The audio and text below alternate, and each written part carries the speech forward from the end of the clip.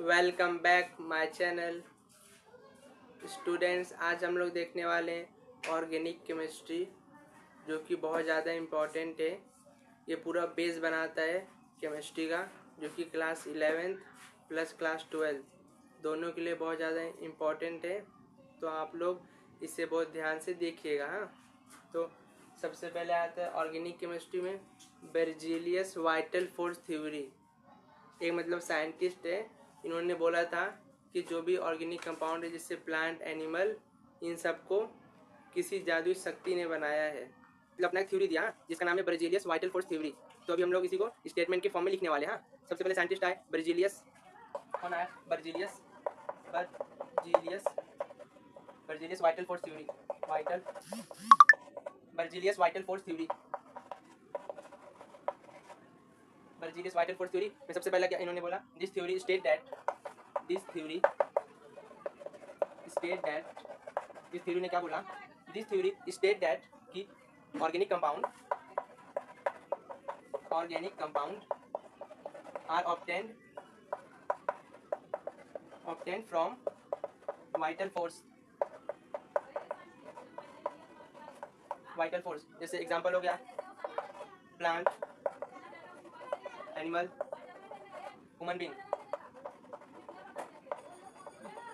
यानी कि ये थ्योरी ने क्या बोला कि this theory state that all organic compound are obtain from vital force theory. यानी कि वाइटल फोर्स, जैसे प्लांट, एनिमल, ह्यूमन बीइंग, ये सब वाइटल फोर्स से ऑब्टेन हुआ है। सो अब हम लोग नेक्स्ट देखने वाले हैं फ्राइडरिच वोल्फ एक्सपेरिमेंट। इन्होंने अपना एक्सपेरिमेंट में क्या बोला वो हम लोग देखने वाले हैं। फ्राइडरिच वोल्फ एक्सपेरिमेंट।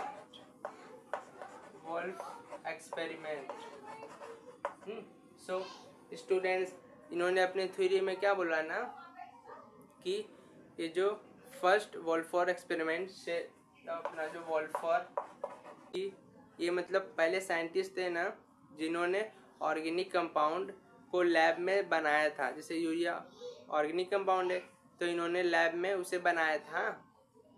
तो आप लोग इसे स्टेटमेंट के फॉर्मेट में ऐसे लिख सकते हैं। तो वोल्फोर ने ये फर्स्ट साइंटिस्ट थे, यानी फर्स्ट साइंटिस्ट, ये मतलब पहले साइंटिस्ट थे। इन्होंने first scientist to make compound in lab. इन्होंने कंपाउंड को लैब में बनाया, मेक कंपाउंड इन लैब। ठीक है ना, इन्होंने मतलब लैब में बनाया कंपाउंड को। हाँ, सो जैसे यूरिया, ये क्या है? एक ऑर्गेनिक कंपाउंड है। ऑर्गेनिक कंपाउंड तो इन्होंने इसे लैब में बनाया। हाँ, तो अभी हम लोग देखने वाले कार्बन के बारे में। सो आप लोग इस बात को याद रखना कि पूरे ऑर्गेनिक केमिस्ट्री के अंदर ना ज़्यादातर कि आपको कार्बन और हाइड्रोजन नहीं मिलेगा, क्योंकि वो किसी के साथ भी आसानी से बॉन्ड बना सकता है। तो आपको पूरे ऑर्गेनिक केमिस्ट्री के अंदर कार्बन, हाइड्रोजन, मतलब मोस्टली आपको यही देखने मिलेगा। हाँ, क्योंकि पूरी जो अपना ऑर्गेनिक केमिस्ट्री है ना, वो कार्बन और हाइड्रोजन के ऊपर ही बनी हुई है ना। सो स्टूडेंट्स, अभी हम लोग कार्बन को एकदम डिटेल में देखने वाले हैं। हाँ, तो आप लोग एकदम ध्यान से देखते रहिए। हाँ, तो देखने वाले हैं कार्बन के बारे में डिटेल में। हाँ, कार्बन के बारे में देखेंगे। तो कार्बन क्या होता है?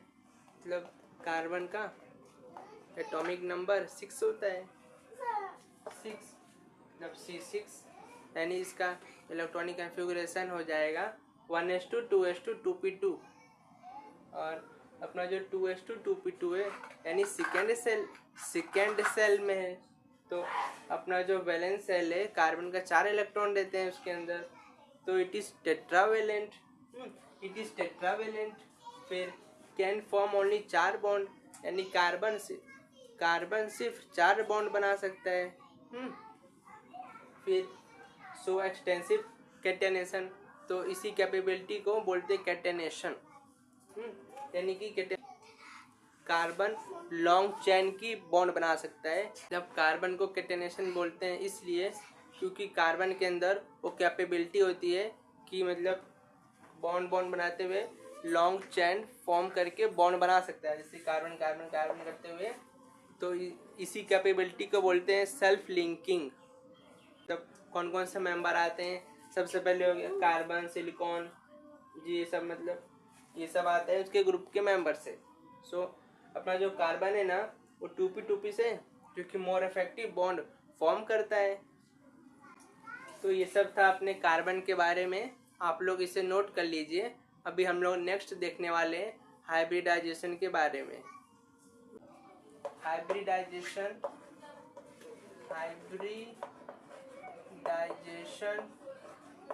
Of carbon.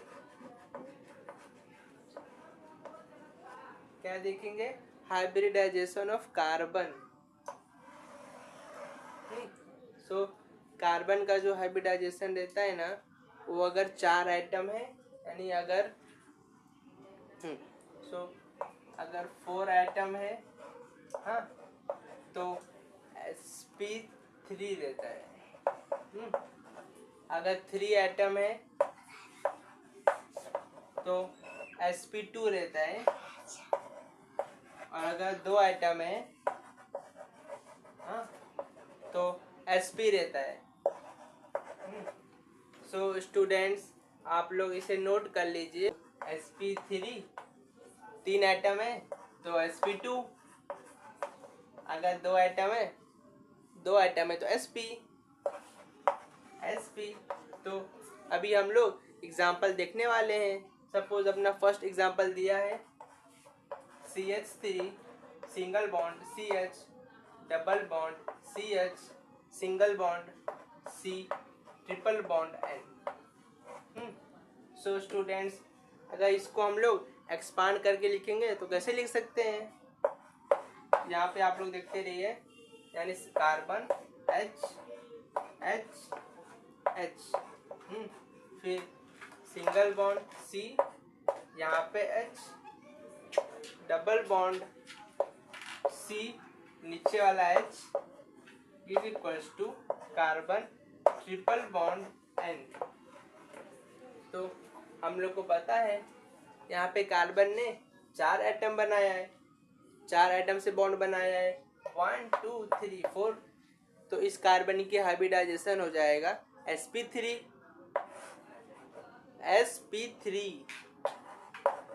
फिर इस कार्बन की देखते हैं 1 2 3, यानी 3 कार्बन आइटम से बॉन्ड बनाया है, 3 मतलब sp2। तो इस कार्बन का sp2 हो जाएगा। तो स्टूडेंट्स, अब हम लोग इस कार्बन के देखते हैं, यानी 1 2 3, 3 आइटम से बॉन्ड बनाया है, 3 आइटम से बॉन्ड बनाया है, तो इसका हाइब्रिडाइजेशन हो जाएगा sp2।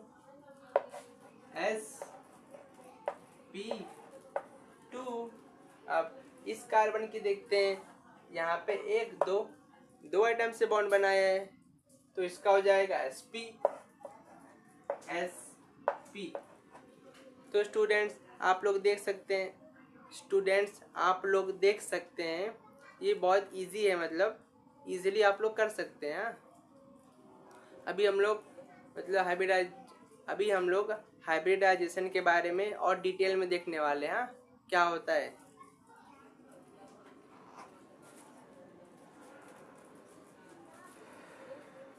तो इसे अब रफ कर देता हूँ।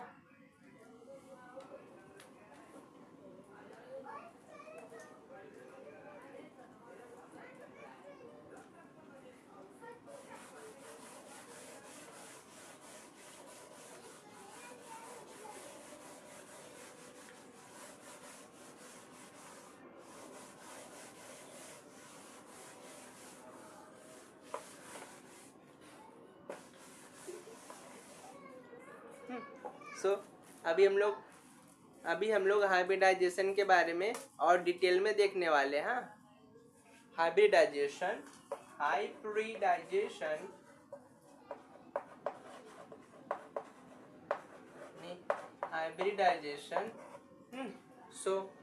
सबसे पहले अगर एक आता है sp,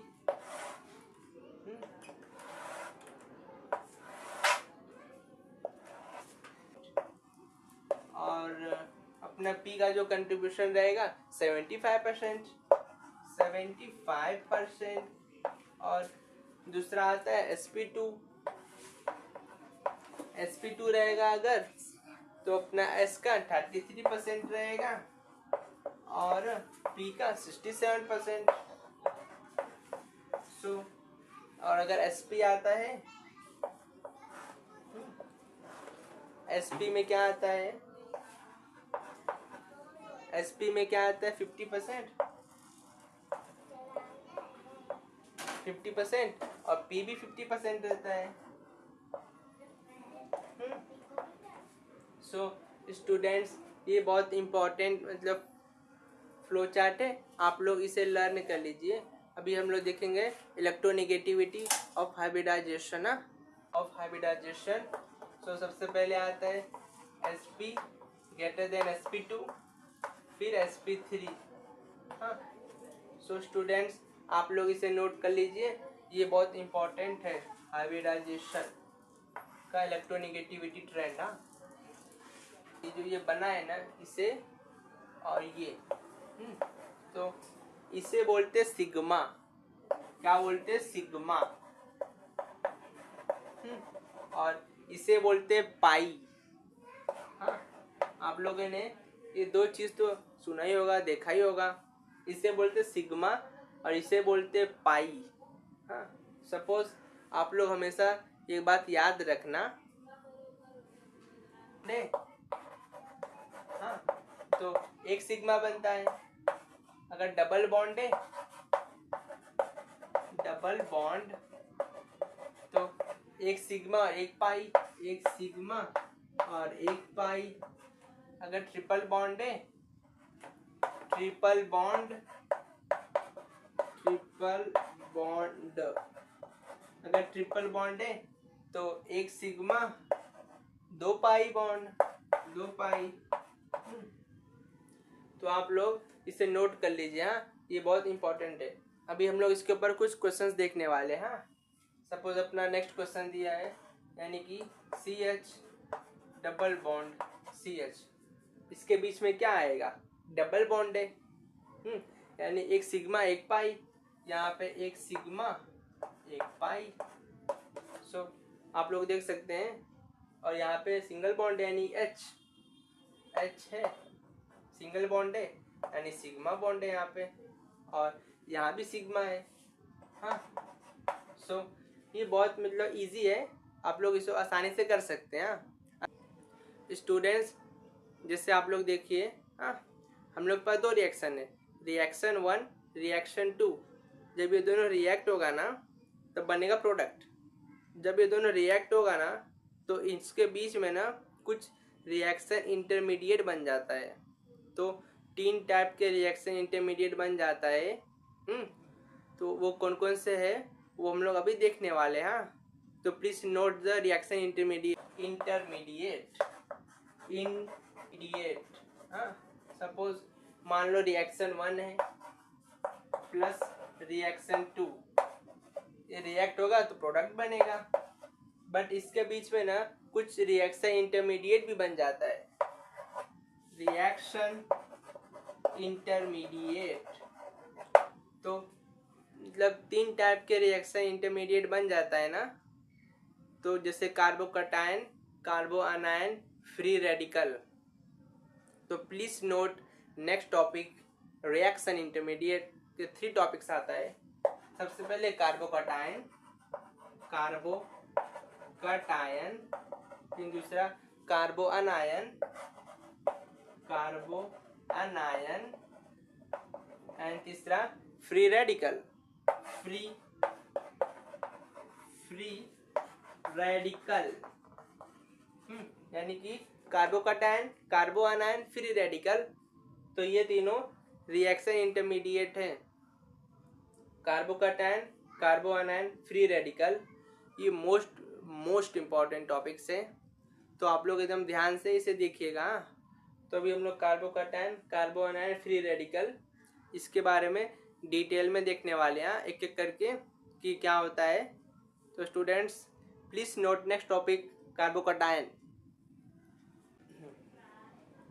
ये अपना कार्बोकटायन दिया हुआ है। सपोज अपना जो कार्बन है ना उस पे प्लस चार्ज है, यहाँ पे 1 2 3 ऐसा बॉन्ड दिया हुआ है। तो सिंगल बॉन्ड है अगर तो सिग्मा रहता है, 1 2 3 3 सिग्मा बॉन्ड है। तो यहाँ sigma bond, how many sigma bond, sigma bond is equals to 3। यहाँ पे आपको कुछ पाई दिख रहा है क्या, पाई बॉन्ड, नो, तो 0 पाई बॉन्ड। इससे लोन पेयर, यहाँ पे आपको कहीं इलेक्ट्रॉन दिख रहे हैं क्या फ्री में, नहीं ना, तो 0 लोन पेयर। और इसका जो आउटर मोस्ट इलेक्ट्रॉन है उसमें कितने इलेक्ट्रॉन है, यानी 1 2 3 4 5 6 इलेक्ट्रॉन है।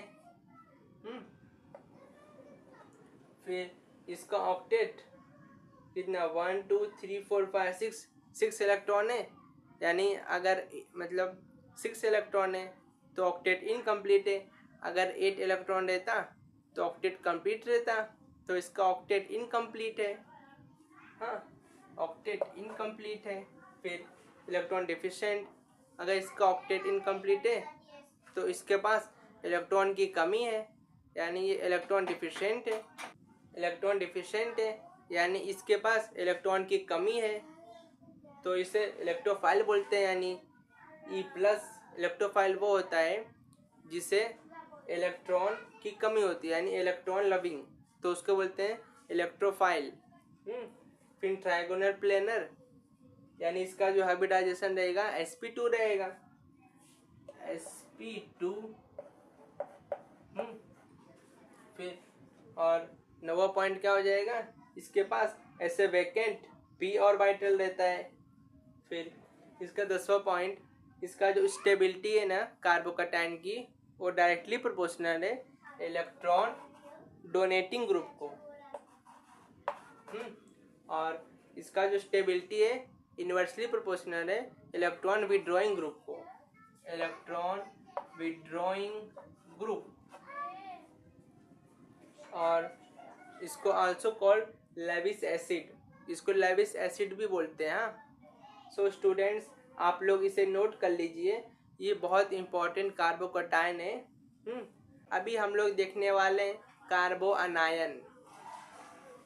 कार्बो अनायन, सपोज ये अपना कार्बो अनायन दिया हुआ है ना, ये कार्बन है, इसके ऊपर नेगेटिव चार्ज है, यहाँ पे सपोज XYZ रहेगा, सिग्मा बॉन्ड रहेगा, सिग्मा सिग्मा सिग्मा।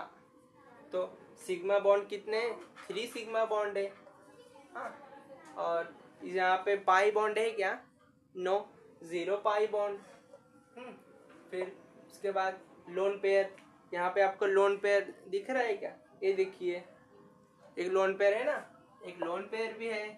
फिर आउटर मोस्ट इलेक्ट्रॉन, इसका जो आउटर मोस्ट है उसमें कितने इलेक्ट्रॉन है, तो एक बॉन्ड में 2 इलेक्ट्रॉन रहता है, यानी कि 2 4 6 8, यानी कि इसके आउटर मोस्ट इलेक्ट्रॉन 8 है इसके पास। हाँ, 8 है। फिर उसके बाद इसका ऑक्टेट कंप्लीट है ना, 8 इलेक्ट्रॉन है, यानी इसका ऑक्टेट कंप्लीट है। सो ये मतलब इलेक्ट्रॉन रिच स्पीसीज है, इसके पास इलेक्ट्रॉन की कमी नहीं है, इसके पास इलेक्ट्रॉन है मतलब है, तो ये इलेक्ट्रॉन रिच है, इलेक्ट्रॉन रिच है। फिर इलेक्ट्रॉन रिच है तो इसे न्यूक्लियोफाइल बोलते हैं, यानी कि Nu-। और इसका जो शेप रहता है ना, इसे बोलते हैं पिरामिडल शेप का रहता है, पिरामिडल शेप। और ये निगेटिव चार्ज रहता है, इसके ऊपर निगेटिव चार्ज भी है ना। और इसका जो स्टेबिलिटी है ना वो डायरेक्टली प्रोपोर्शनल है इलेक्ट्रॉन विड्रॉइंग ग्रुप को, इलेक्ट्रॉन विड्रॉइंग ग्रुप। और इसका स्टेबिलिटी इन्वर्सली प्रोपोर्शनल है electron donating group, electron donating group. So ये लेविस बेस होता है, इसे लेविस बेस बोलते हैं। फिर 13 पॉइंट आता है कि मतलब इसमें पेयर इलेक्ट्रॉन है ना, तो इसे डायमैग्नेटिक बोलते हैं, डायमैग्नेटिक। और इसका हाइब्रिडाइजेशन sp3 रहता है। यहाँ पे अनपेयर इलेक्ट्रॉन है क्या, कोई भी नहीं, तो इसे अनपेयर इलेक्ट्रॉन 0 रहता है। इसमें 1 2 3 यानी सिग्मा बॉन्ड 3 दिया है, सिग्मा सिग्मा सिग्मा, यानी सिग्मा बॉन्ड कितना है 3। और पाई बॉन्ड कितना इसमें पाई दिख रहा है क्या? नहीं ना। तो पाई बॉन्ड 0 है। और यहाँ पे लोन पेयर कुछ दिख रहा है क्या? नहीं ना। तो लोन पेयर 0 है। और आउटर मोस्ट इलेक्ट्रॉन यानी इसके आउटर मोस्ट में कितने इलेक्ट्रॉन है? यानी 2 4 6 7 इलेक्ट्रॉन है। और 7 इलेक्ट्रॉन है, 7 इलेक्ट्रॉन है। तो इसका ऑक्टेट इनकम्प्लीट है। ऑक्टेट इनकम्प्लीट, तो ये इलेक्ट्रॉन डिफिशिएंट हुआ। और ये पैरामैग्नेटिक है। sp2 नौवा ट्राइगोनल प्लेनर, ये ट्राइगोनल प्लेनर है। अनपेयर इलेक्ट्रॉन यानी यहाँ पे एक अनपेयर इलेक्ट्रॉन है ना, तो 1 अनपेयर इलेक्ट्रॉन है। हाँ, तो स्टूडेंट्स आप लोग इसे नोट कर लीजिए।